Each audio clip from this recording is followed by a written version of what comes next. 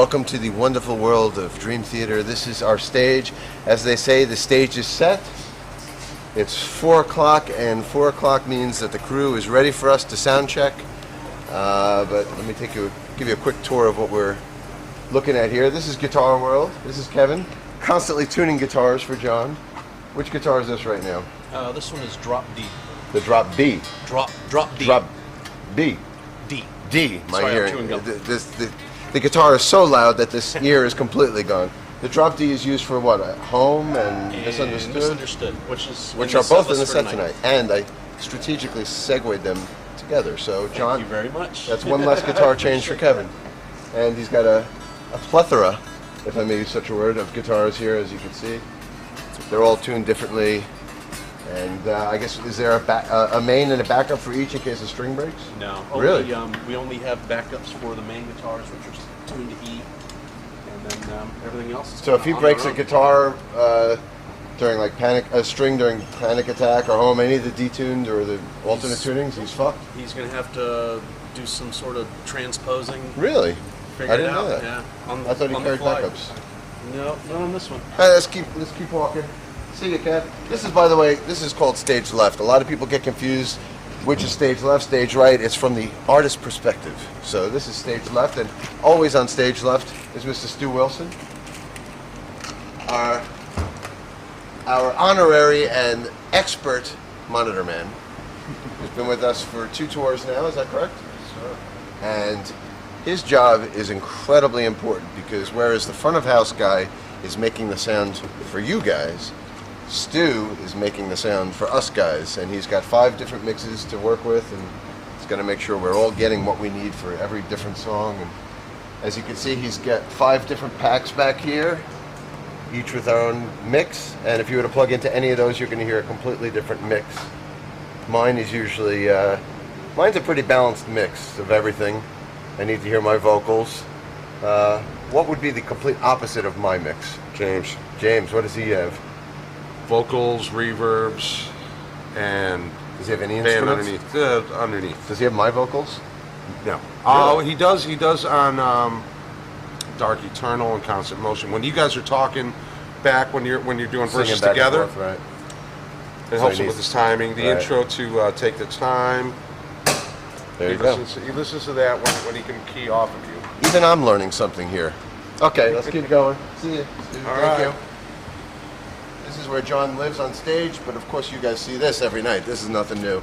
This is John's world, and I'll let you know the secret. These cabinets aren't even plugged in.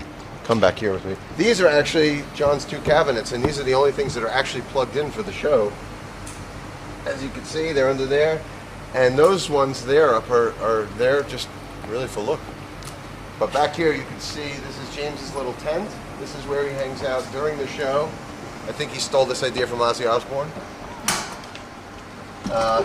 No, actually, I think a lot of singers have this, actually. But this is a place for him to be able to chill out and catch his breath during all the instrumental breaks. And he's got his set list every night back here, so he knows what's coming up, and he can be prepared. It's usually filled with waters and stuff like that. Anyway, let's go back around the front. This stage prop, this is an actual street light that is on tour with us, and actually, in addition to looking very cool, it actually does serve a little purpose because between songs I like the stage to be completely blacked out for a dramatic effect. But because we have the street light, Steve is actually able to put a little bit of light on there so John could see when he has to switch guitars and make his way up to the pedal board. So in between songs when we have a blackout, there's a little bit of light for John to be able to move around. Here's John's pedal board. I have no idea what the fuck it does, but I'm sure he could tell you.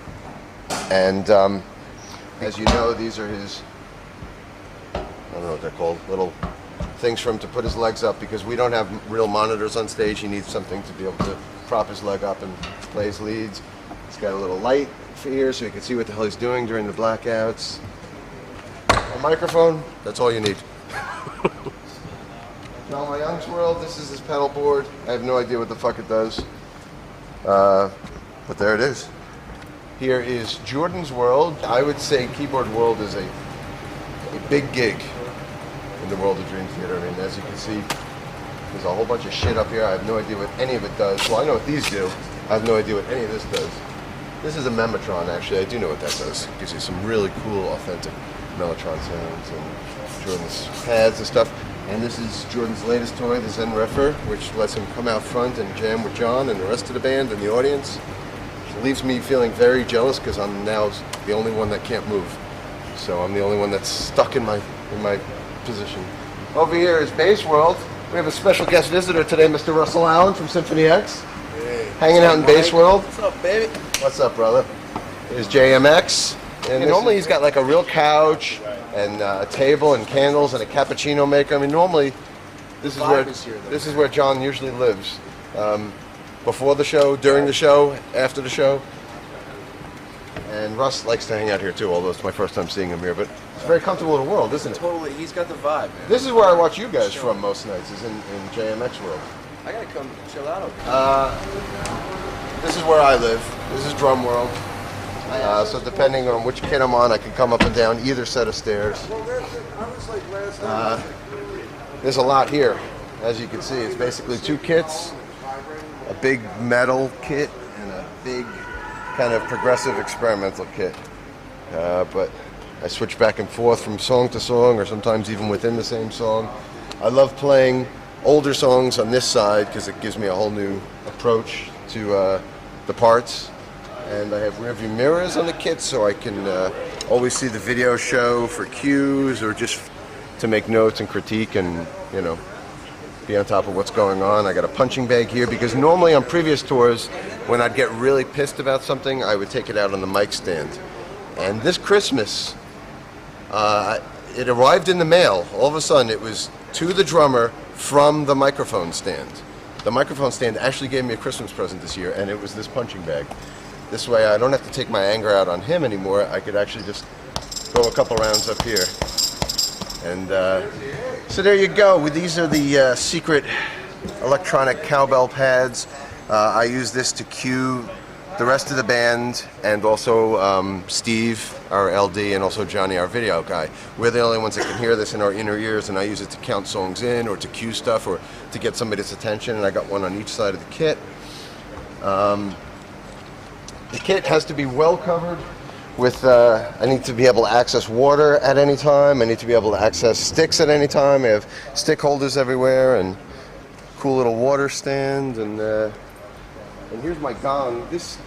A lot of people always say, why do you have all this stuff? Do you actually play it all? Do you use it all? Do you hit it all? And I actually do, but depends on the set list. Because, like, for instance, this gong, a lot of people wonder why it's here and I don't actually ever hit it. It just depends on the set list. Like, I use it during Home. I used to use it during 6 Degrees, which we're not doing on this tour. The beginning of Trial of Tears, sometimes I use it. So it all depends on the set, whether or not this thing gets hit, or everything. Anyway, that's it. That's a lot of babbling. That's a lot of information, so I'm going to stop here. So there's our stage. The stage is set. We're ready to rock Frankfurt, and we'll see you.